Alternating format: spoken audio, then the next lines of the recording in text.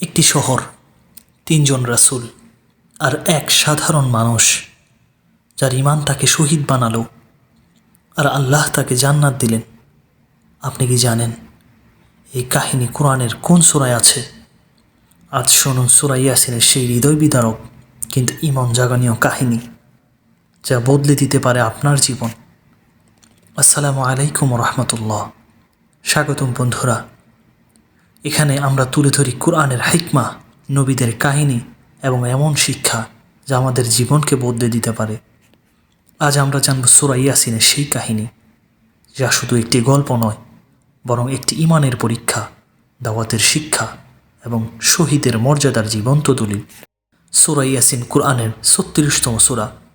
এতে রয়েছে ৮৩টি আয়াত।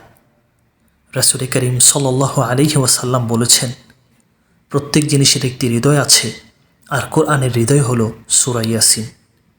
কেন এই সূরাকে কোরআনের হৃদয় বলা হয়? কারণ এতে রয়েছে তাওহীদের দাওয়াত, রিসালাতের প্রমাণ, আখিরাতের দৃশ্য এবং এক ঈমানদারের শহীদ হওয়ার কাহিনী, যা আমাদের হৃদয় কাঁপিয়ে দেয়। আল্লাহ তাআলা পবিত্র কোরআনে বলেন, তুমি তাদের সামনে একটি জনপদের দৃষ্টান্ত পেশ করো যখন সেখানে রাসূলগণ এসেছিল। একটি শহরে আল্লাহ প্রথমে একজন রাসূল পাঠান। মানুষ তাকে মিথ্যাবাদী বলে প্রত্যাখ্যান করে। এরপর আল্লাহ আরও 2 জন রাসূল পাঠান। তারা বলেন, আমরা তোমাদের প্রতি প্রেরিত হয়েছি। কিন্তু শহরের লোকেরা বলে, তোমরা তো আমাদের মতোই মানুষ, আল্লাহ কিছুই অবতীর্ণ করেননি, তোমরা মিথ্যা বলছো। একজন সাধারণ মুমিনের আগমন। ঠিক তখনই শহরের এক প্রান্ত থেকে একজন সাধারণ মুমিন ব্যক্তি ছুটে আসেন।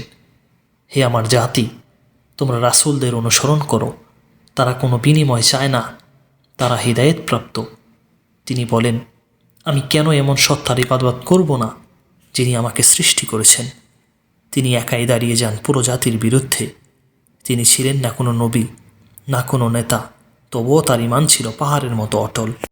সুপ্রিয় দর্শক মণ্ডলী, এতক্ষণ আমরা হাবিব নাজ্জার সূরা ইয়াসিন এর সংক্ষিপ্ত কাহিনী আপনাদের মাঝে তুলে ধরলাম।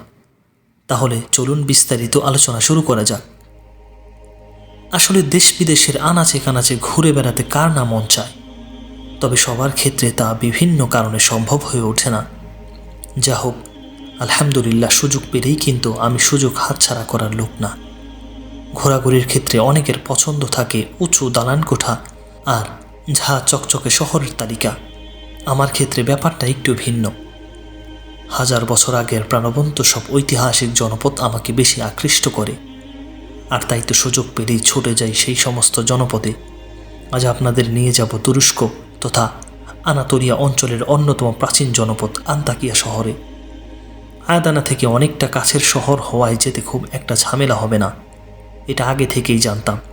শাঁ শাঁ করে পাহাড়িয়া পথ চিরে ছুটে চলেছে আমাদের ভক্সওয়াগেন, আর গাড়ির কাঁচ দিয়ে বাইরে এক দৃষ্টিকে তাকিয়ে আছি আমি, 2 চোখ ভরে প্রকৃতির সবটুকু সৌন্দর্য দেখার আগ্রহ নিয়ে। পথের দুধারে শত শত জৈতুন আর সারি সারি কমলা বাগান, আর একটু দূরে তাকালেই আঙ্গুল্যতার ফাঁকে ফাঁকে টসটসে আঙ্গুরের থোকা মনের অজান্তেই জিভ থেকে টসটস করে রস বের করে আনে। যাত্রাপথের এসব নিদর্শন এই শহরের ফুলে ফলে সমৃদ্ধির কথা স্মরণ করিয়ে দেয়। দেখতে দেখতে হঠাৎ দূরে চোখ পড়ল জাহাজের সারি। কানে ভেসে আসছে পোর্ট ইস্কান্দারন এর কর্মব্যস্ততার শব্দ। হাতাই শহর হিসেবে অনেক বয়স্ক হওয়ায় এর পথে ঘাটে বার্ধক্যের ছাপ স্পষ্ট লক্ষ্য করা যায়। তবে মৌলিক কাঠামোগত দিক দিয়ে আর 10টি শহরের সাথে সাদৃশ্য লক্ষ্য করা যায়।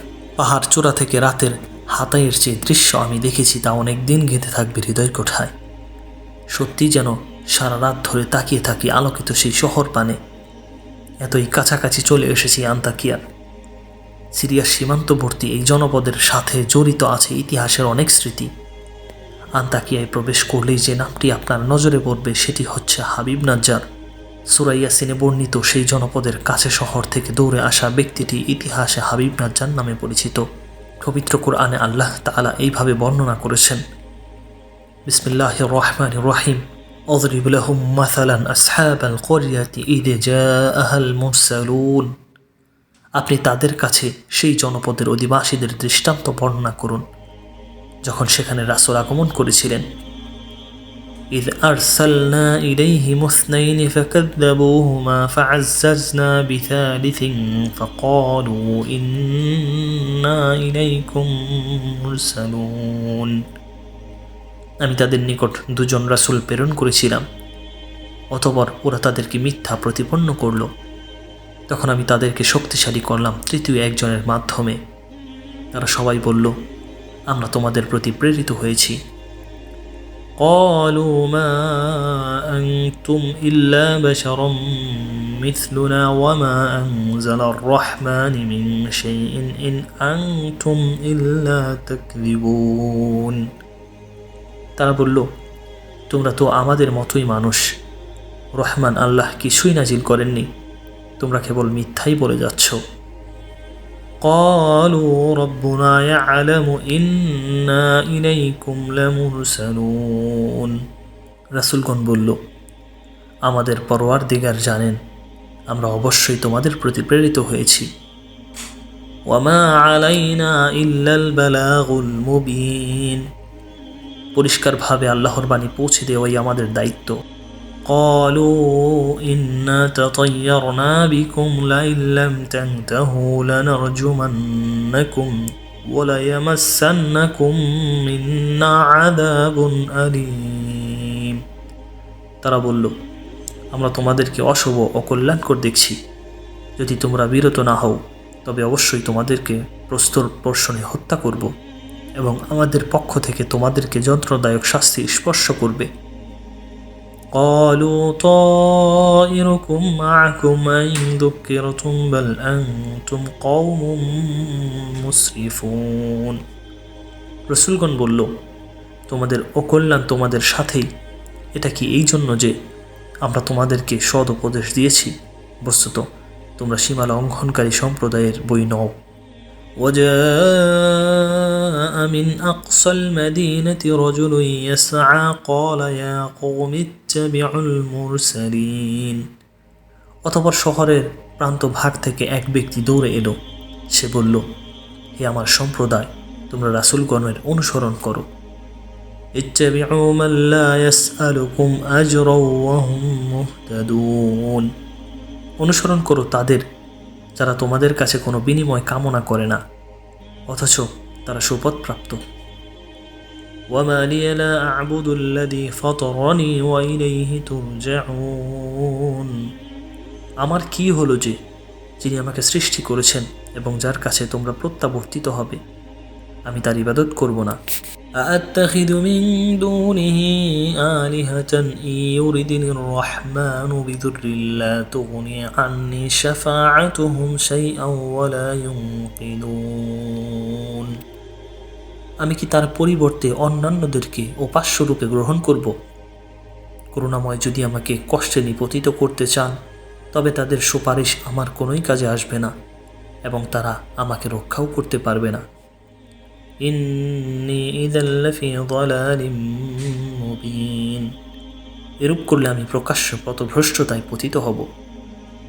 ইন্নী আমানতু বিরাব্বিকুম ফাসমাউন। আমি নিশ্চিতভাবে তোমাদের পালনকর্তার প্রতি বিশ্বাস স্থাপন করলাম, অতএব আমার কাছ থেকে শুনে নাও। قيل ادخل الجنة قال يا ليت قومي يعلمون। তাকে বলা হলো, জান্নাতে প্রবেশ করো। সে বলল, হায়, আমার সম্প্রদায় যদি কোনো ক্রমে জানতে পারত। বিমা গফারা লি রাব্বি ওয়াজআলানি মিনাল মুকরামিন। যে আমার পরওয়ারদিগার আমাকে ক্ষমা করেছেন এবং আমাকে সম্মানিতদের অন্তর্ভুক্ত করেছেন। وما أنزلنا على قومه من بعده من جند من السماء وما كنا منزلين। তারপর আমি তার সম্প্রদায়ের উপর আকাশ থেকে কোনো বাহিনী অবতীর্ণ করিনি এবং আমি বাহিনী অবতরণকারীও নই। إن كانت إلا صيحة واحدة فإذا هم خامدون। বস্তুত এই ছিল এক মহানাদ, অতঃপর সঙ্গে সঙ্গে সবাই স্তব্ধ হয়ে গেল। মহান রব্বুল আলামিন জান্নাতে মানুষদের কোনো ইচ্ছাই অপূর্ণ রাখেন না, সেটার সুস্পষ্ট উদাহরণ আমরা দেখতে পাই হাবিব নাজ্জারের ঘটনাতেও। হাবিবে নাজ্জারকে হত্যা করার পর মহান রব্বুল আলামিন তাকে জান্নাতে প্রবেশ করান। জান্নাতে প্রবেশ করে হাবিব নাজ্জার তার রবের প্রতিশ্রুতি স্বরূপ যে অফরন্ত নিয়ামত প্রাপ্ত পান, সেটা তার জনপদের মানুষদের জানানোর জন্য আকুতি করে বলেন, হায়, যদি আমার সম্প্রদায় জানত আমার রব আমাকে সম্মানিতদের অন্তর্ভুক্ত করেছেন। সেই জান্নাতি ব্যক্তির ইচ্ছার প্রেক্ষিতে আল্লাহ তাআলা আমাদেরকে তার মনের কথা পৌঁছিয়ে দিয়েছেন। এরপর সূরা ইয়াসিনে কিয়ামতের ভয়াবহ দৃশ্য বর্ণনা করা হয়। সিংগায় ফোঁক দেওয়া হবে, কবর থেকে মানুষ উঠবে। তারা বলবে, হায়, কে আমাদের উঠিয়ে দিল আমাদের কবর থেকে? আল্লাহ বলবেন, এটাই সেই প্রতিশ্রুতিত দিন। এই ঘটনা থেকে আমাদের শিক্ষণীয় বিষয় হচ্ছে, 1. দাওয়াত শুধু নবীদের দায়িত্ব নয়, একজন সাধারণ মুমিনও দাওয়াত দিতে পারে। 2. সত্যের পথে দাঁড়ানো কঠিন, কিন্তু তার পুরস্কার জান্নাত। 3. গোপন ঈমান নয়, প্রকাশ্য ঈমানি সাহসের পরিচয়। 4. আল্লাহর রাসূলদের অস্বীকার করা মানে নিজের ধ্বংস ডেকে আনা।